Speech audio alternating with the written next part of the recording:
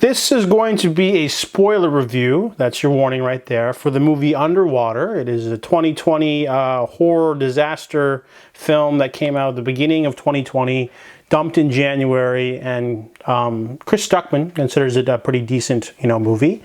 And I think Filmento, the YouTuber I enjoyed, tore it apart with us calling it a watered-down version of Alien. My opinion is, yes, this movie feels like a cheaper version of Alien, really.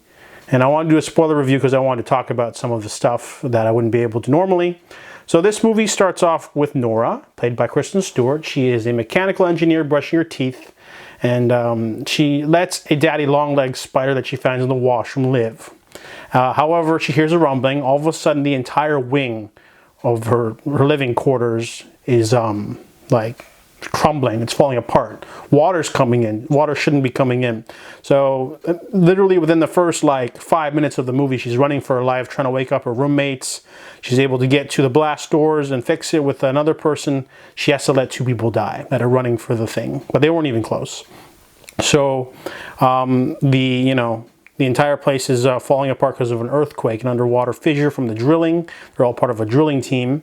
So her and the other guy, they navigate their way to try to find the escape pods. They find the captain of the ship. He has already sent up about 17 people, and they have found a couple more people on the way. There's the sarcastic one, played by TJ Miller. I don't remember his name. There's a biologist lady, her boyfriend, and the captain. So there's 5 of them, and they're all like, we need to put on spacesuits and walk to the other part manually. The spacesuits that they have are not, made for walking on the bottom of the ocean. Well, not bottom of the ocean, but you know what I mean. So they have to do this, and something goes wrong, and they get attacked by monsters, basically. When they were drilling, these aquatic beings have attacked them. Now their situation is made worse because they're trying to get to the other part of the thing. They get separated. There's some action. Yeah, this movie's pretty underwhelming, I have to say, mainly because the movie looks great. Like the underwater stuff, the set design, it's a little bit of a sci-fi edge because all the technology is very updated to like right now we can't make any underwater bases, I don't think, with the technology that we have now. So this movie takes place in the future where stuff, announces itself, like, blast doors closing, like malfunction. So all that looks great. There's a lot of budget. I think the movie's $50 to $80 million. The movie looks great physically, like the set design, the visual effects for the monsters, decent cast. You got a decent enough cast. You got Kristen Stewart, TJ Miller, Vincent Castle, a couple other people that I know are in other things, but I don't want to remember their names. Anyways, yeah, so everything's fine, but the best part of the movie is how it looks. Everything else is lazy. Because the movie wanted to go for the whole disaster epic, like a roller coaster, like a crazy, thrill ride that doesn't let up for a minute, it shafts character development, absolutely, because we don't even know half the characters' names, and the main character is running for her life. And we find out she's a mechanical engineer, and that she's got some pretentious voiceover, but it doesn't really give her any backstory or any, anything. There's no themes either. There's no themes of this movie. This movie is literally just characters are in a shitty situation in a slightly futuristic bottom of the ocean disaster movie. We throw in some monsters. They have to escape. That's it. No themes, no character development. The whole her being haunted by letting those people in. We never get to meet those people. So, and it's like, also the movie sort of makes it so that they would have never made it even if she waited. So like that makes it worse, It's kind of like it'd be better if like the cavern was smaller, and she had to choose. Maybe one guy was running towards her and there was another one behind her, that person, because the hallway's got multiple rooms. But the movie doesn't milk that, so we don't get to know anything about any of the characters before they're thrown into the situation. So we don't get any caveats of like who's willing to sacrifice themselves, who's willing to do this. I mean, we find out the captain has a daughter. We find out that maybe the biologist has a family. I don't remember, to be honest. Yeah, she does. She's got like a kid or something. So some people think that their lives are worth less because they don't have kids. So everyone in this movie is willing to sacrifice themselves for other people, though. It's kind of a cliche. So I didn't like that aspect. The monster aspect is also pretty awful too, because most of the action set pieces are like done really shittily. Let me see who directed this movie. This movie was directed by William Eubank. I've never heard of him. But let's see, director of cinematography, photography, Bojan Bazelli. Yeah, a lot of the action is seen off screen. So it's a lot of like, oh man, he got pulled out of his suit, but you don't really see anything. You don't really know what's going on.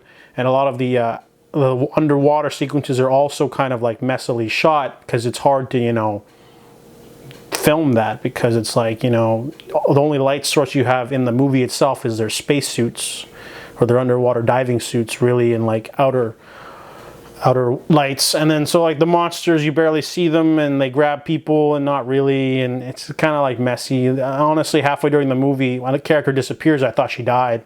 I wasn't even sure, because I couldn't be sure, because, you know, they just don't show it. And I was like, wow, this movie kind of lazy.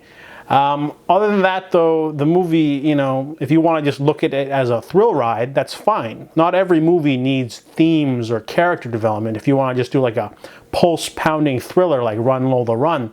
But the change-off is that the movie has to be good. You know, the rest of the movie has to elevate it. If you're going to be missing, like, you know what I mean? Like, you need to have a good skeleton if you're not going to give people the meat and potatoes. That analogy didn't work, honestly. I was trying to go for something else. I'm trying to say that it doesn't matter if you don't give people a solid meal, as long as you still satisfy them with some junk food cinema that's still good in the moment. That's a way better analogy. Okay, I'm a little tired. But yeah, that's what I mean. You know, like, not every movie needs to have like deep themes about hurting the environment, or, you know, like, you know, is it okay to morally sacrifice someone because they don't have kids? And then this point is also reiterated at the ending. The last surviving characters, there's 3 of them. They get to the other part of the this diving station, or the drilling section, and there's 3 escape pods, but one of them is busted. So the main character's like, well, these 2 other characters are in a relationship and they have kids or something, maybe, I don't remember. So I'm just gonna make them go into the pods and just, you know, die. But then, you know, the worst scene in the movie happens. Basically, she's like sitting there about to die, and then she looks over at the screen and she sees like the 2 escape pods rising, like you know, blips, and then you see all these little white ones, because all the monsters are like, oh hey, food, because they didn't remember that like the captain already sent up 17 escape pods, and those pods got ripped apart by monsters. Like, she didn't clue in. She just sat down and was like, well, I'm gonna die now. I did a noble sacrifice. Wait a sec. Monsters eat people in this movie. Shit. And then she runs over to the console, overloads the battery thing with an override, and basically blows up the entire drilling station with the giant monster, which I forgot to mention. Yeah, there's a giant monster, like a mother monster, and it blows up that creature and all the little ones, hopefully allowing the other 2 to escape. And they do escape. There's like a credit sequence where it shows that they made it. Problem with that thing, though, is they kind of didn't give her the choice, you know, because her pod was conveniently broken. Now, if they got there and there was only 2 pods, that would make it.